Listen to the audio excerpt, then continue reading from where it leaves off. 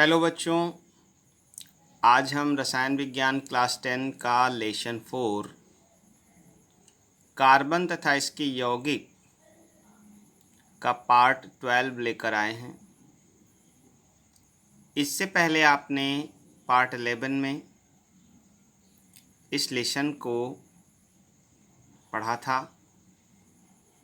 आज हम आगे लेकर चलते हैं।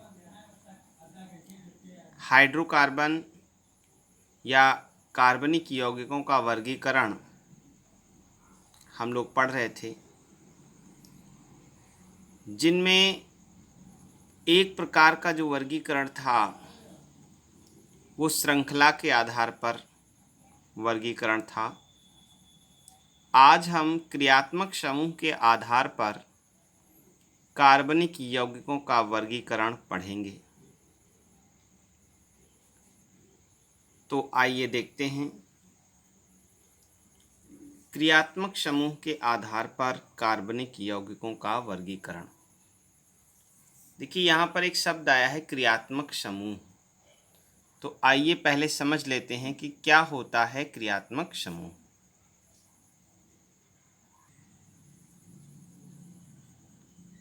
क्रियात्मक समूह परमाणु अथवा परमाणुओं का समूह जो कार्बनिक यौगिकों को एक विशिष्ट गुण प्रदान करता है, क्रियात्मक समूह कहलाता है।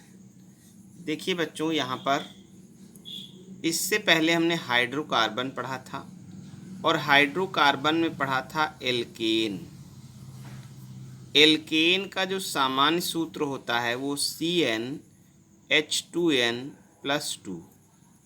इसका मतलब क्या है? कार्बन की जितनी संख्या ली जाए उसके दोगुने से दो अधिक हाइड्रोजन लिए जाएं। जैसे यहाँ पर हम एक कार्बन लें तो एक का दोगुना हो गया 2 और 2 अधिक का मतलब 2 2 4 CH4। ये एल्केन है और एल्केन में एक कार्बन वाले को हम क्या कहते हैं? मेथेन कहते हैं। अब मेथेन जो है ये कोई कार्बनिक यौगिक बनाना चाहे तो किसी क्रियात्मक समूह से इसको जुड़ना होगा। तो क्रियात्मक समूह से ये तभी जुड़ पाएगा जब इसकी चारों वैलेंसी में से कोई एक वैलेंसी खाली हो, या ये कह लीजिए कि चारों हाइड्रोजनों में से कोई एक हाइड्रोजन हटाया जाए और उसकी जगह पे जोड़ा जाए क्रियात्मक समूह। और क्रियात्मक समूह है क्या? परमाणु अथवा जैसे Cl ये परमाणु है, और परमाणुओं के समूह जैसे OH एक हो गया, CHO हो गया, COOH हो गया, ये सारे क्रियात्मक समूह कहलाते हैं। इसको हम एल्कोहल कहते हैं, इसको एल्डिहाइड, इसको कार्बोक्सिलिक एसिड। ये अलग अलग क्रियात्मक समूह हैं और इन क्रियात्मक समूह को हम हाइड्रोकार्बन के किसी हाइड्रोजन को हटाकर वहाँ पर इसको जोड़कर हम कार्बनिक यौगिक बना लेते हैं। तो क्रियात्मक समूह क्या होते हैं? कुछ परमाणु या परमाणुओं के समूह जिनके जुड़ने से, जैसे यहाँ पर हम हाइड्रोजन को हटाकर OH जोड़ दें तो अभी तो CH4 था, लेकिन जब इसमें OH जुड़ जाएगा और यहाँ से H निकल जाएगा तो ये CH3OH हो जाएगा। तो इसका जो गुण है वो मेथेन के गुण से भिन्न हो जाएगा। हमने CH4 लिया, इससे एक हाइड्रोजन हटाया और OH जोड़कर CH3OH बना लिया, तो इसके गुण और इसके गुण अलग अलग हो जाएंगे। किसके कारण होंगे? इस OH के कारण होंगे, और यही है क्रियात्मक समूह। क्या है आपका? क्रियात्मक समूह। ये क्या था? परमाणु का समूह था। दो परमाणु थे, ऑक्सीजन और हाइड्रोजन। दो परमाणुओं का ये समूह है और इसके जुड़ने से इस कार्बनिक यौगिक को एक नया गुण मिल गया। इसके पास कोई दूसरा गुण था, इसके पास कोई दूसरा गुण आ गया। यदि हम इस OH की जगह पे यहाँ पर CHO जोड़ दें तो इसके गुण इससे भी भिन्न हो जाएंगे, सबसे अलग गुण प्रदर्शित करेगा। CHO की जगह पर यहाँ पर हम CH3COOH जोड़ दें तो भी इसके गुण क्या हो जाएंगे, भिन्न हो जाएंगे। इसके गुण अलग, इसके गुण अलग, इसके गुण अलग। किसके कारण ये ऐसा हो रहा है? ये क्रियात्मक समूह के बदलने के कारण ऐसा हो रहा है। तो यहाँ पर कुछ क्रियात्मक समूह दिए हुए हैं, OH, CHO, COOH, COCl, CO, ये कीटोन है। तो ये सारे क्रियात्मक समूह यहाँ पर दिए हुए हैं। इसको हम एल्कोहल बोलेंगे, इसको एल्डिहाइड, इसको कार्बोक्सिलिक एसिड या IUPAC नाम इसको ओइक एसिड कहते हैं। ये ऑयल क्लोराइड है, कार्बोक्सिलिक क्लोराइड, और ये कीटोन है। ठीक है, इस तरह के क्रियात्मक समूह हैं और ये हाइड्रोकार्बन की श्रृंखला में हाइड्रोजन को प्रतिस्थापित करके वहाँ पर ये जुड़ेंगे। अब देखिए एक बात और आती है कि क्रियात्मक समूह के अलावा एक और समूह होता है जो कार्बनिक यौगिक में जुड़ा हुआ पाया जाता है, जिसे हम एल्किल मूलक कहते हैं। क्या कहते हैं? एल्किल मूलक। एल्किल मूलक क्या होता है? एल्किल शब्द बना है एल्केन से। देखिए एल्केन से ही एल्किल हम बनाते हैं। जैसे एल्केन का जो सामान्य सूत्र था वो CnH2n+2 था, तो अगर हम यहाँ से एक हाइड्रोजन कम कर दें तो इसका फार्मूला हो जाएगा CnH2n+1। या फिर ये कह लें कि सामान्य एल्केन श्रेणी जो है संतृप्त हाइड्रोकार्बन, जिसमें डबल बॉन्ड और ट्रिपल बॉन्ड नहीं होते, केवल और केवल एकल बंध पाया जाता है, ऐसे श्रेणी वाले एल्केन को या एल्केन से जब हम एक हाइड्रोजन हटा लेते हैं, देखिए यहाँ पर 2 गुने से 2 ज़्यादा, यानी 1 दूनी 2, 2 4, 2 दूना 4, 2 6, 3 दूनी 6, 2 8। ये सिस्टम हमने कहाँ पर अप्लाई किया? एल्केन पर। और एल्केन श्रेणी की जो भी सदस्य हैं उनमें से एक हाइड्रोजन कम करते चले गए। CH4 को CH3 लिख दिया, C2H6 को C2H5 लिख दिया और C3H8 को C3H7 लिख दिया। एक एक हाइड्रोजन कम करके लिख दिया। तो जब एक हाइड्रोजन कम करके हम इसको लिखेंगे तो इसकी एक वैलेंसी खाली हो जाएगी। तो इसमें हम ऐसे से एक बॉन्ड लगा देते हैं कि एक वैलेंसी खाली है, इससे पता चल रहा है। तो इनको हम कहते हैं एल्किल मूलक। क्या कहते हैं? एल्किल मूलक। कैसे बनते हैं एल्किल मूलक? आइए देखते हैं। संतृप्त हाइड्रोकार्बन के अणु में से एक हाइड्रोजन परमाणु निकालने के बाद जो कुछ भाग शेष बचता है उसे एल्किल मूलक कहते हैं या एल्किल समूह कहते हैं। ठीक है, एल्किल समूह कहते हैं। ये एल्किल समूह कहाँ जुड़ता है? ये हाइड्रोकार्बन की श्रृंखला को हटाकर, हाइड्रोजन को हटाकर जुड़ सकता है। जैसे यहाँ पर हमने मेथेन की ये संरचना बनाई है, 4 हाइड्रोजन मेथेन में लगा दिए और कोई एक हाइड्रोजन हटा के यहाँ पर हम CH3 जोड़ दें या C2H5 जोड़ दें या C3H7 जोड़ दें, तो ऐसे इसको हम CH3 यहाँ पर ऐसे जोड़ देते हैं हाइड्रोजन हटा के।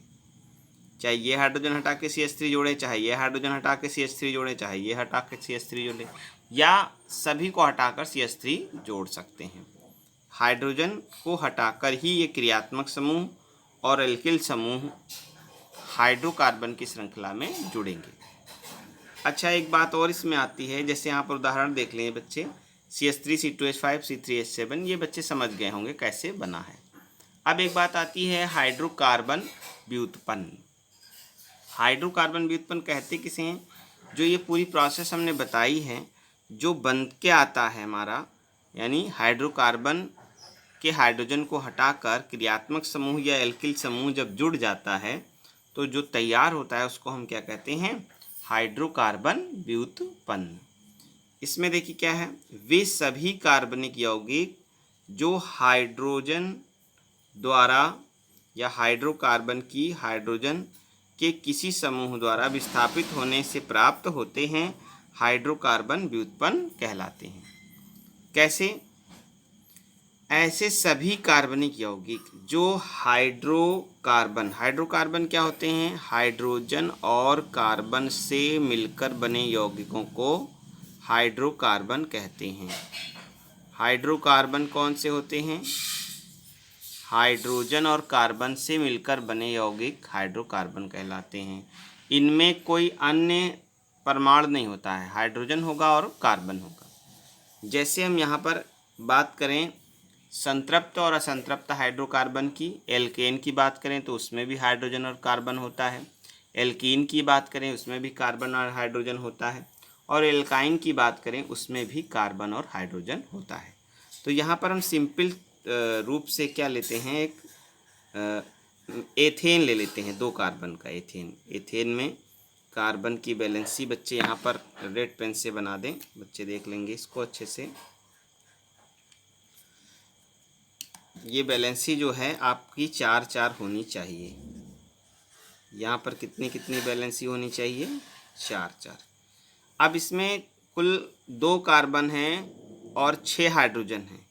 6 हाइड्रोजन में से किसी भी हाइड्रोजन को हम हटा दें और हटाने के बाद हम यहाँ पे कोई क्रियात्मक समूह OH जोड़ दें या CHO जोड़ दें या CH3 जोड़ दें, एल्किल मूलक जोड़ दें, तो ये जो बन के तैयार हुआ है ये हाइड्रोकार्बन व्युत्पन्न कहलाता है या कार्बनिक यौगिक कहलाते हैं। तो वे सभी कार्बनिक यौगिक जो हाइड्रोकार्बन की हाइड्रोजन के किसी समूह द्वारा विस्थापित होने से प्राप्त होते हैं। ये समूह जो है, कोई समूह आए और हाइड्रोजन को विस्थापित कर दे, उसके बाद जो बनेगा वो हाइड्रोकार्बन व्युत्पन्न कहलाएगा। ठीक है, हाइड्रोकार्बन व्युत्पन्न कहलाएगा। जैसे यहाँ पर देखिए CH4 था, यहाँ पर एक हाइड्रोजन हटा के OH जोड़ दिया गया, CH3 OH हो गया, ये हाइड्रोकार्बन व्युत्पन्न कहलाएगा। यहाँ पर C2H6 था, जैसे हमने बनाया था स्ट्रक्चर, और किसी एक हाइड्रोजन को हटाकर क्लोरीन आके जुड़ गया है, ये भी हाइड्रोकार्बन व्युत्पन्न हो गया। यहाँ पर CHO समूह आ गया है, ये भी हाइड्रोकार्बन व्युत्पन्न है। यहाँ पर Cl समूह आ गया है, ये 2 बार लिखा जा चुका है, तो इसको हम C3H7 कर देते हैं। ठीक है, C3H7Cl, ये भी हाइड्रोकार्बन व्युत्पन्न हो जाएगा। अच्छा, एक बात और बच्चे इसको समझ लें कि जो क्रियात्मक समूह के आधार पर वर्गीकरण हो रहा है कार्बनिक यौगिकों का, इसमें 3 पॉइंट मुख्य थे जो आप बच्चे जान चुके हैं। पहला है क्रियात्मक समूह, दूसरा है एल्किल मूलक और तीसरा है हाइड्रोकार्बन। ठीक है, तीनों क्या होते हैं बच्चे अच्छी तरह से समझ गए होंगे। आइए अब देखते हैं, कार्बनिक यौगिक कोई भी हो उसके 2 भाग होते हैं, मुख्य 2 भाग।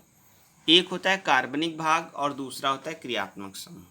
देखिए हाइड्रोकार्बन जो होता है, उस हाइड्रोकार्बन में हाइड्रोजन हटाकर क्रियात्मक समूह या एल्किल समूह जुड़ता है तो वो कार्बनिक यौगिक कहलाता है।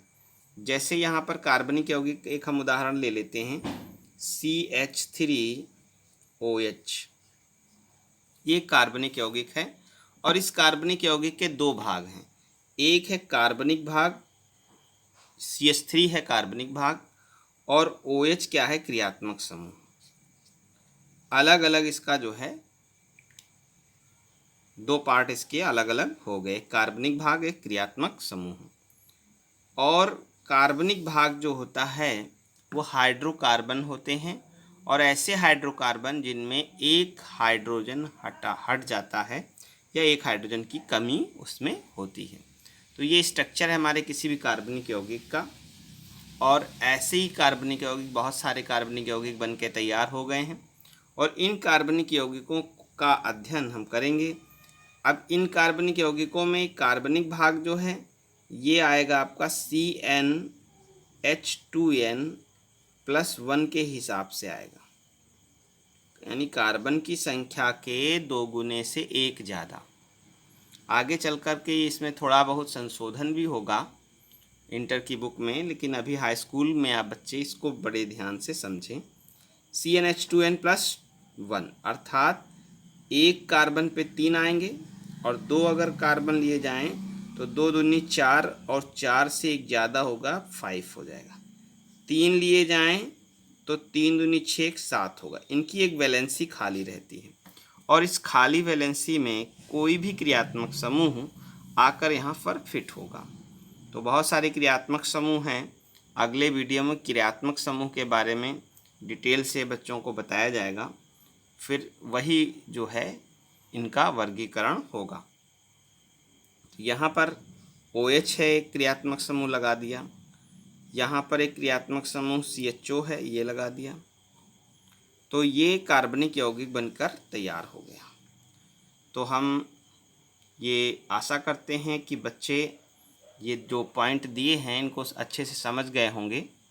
इसके अगले वीडियो में हम कार्बनिक यौगिकों के बारे में अच्छे से बताएंगे। बहुत बहुत धन्यवाद।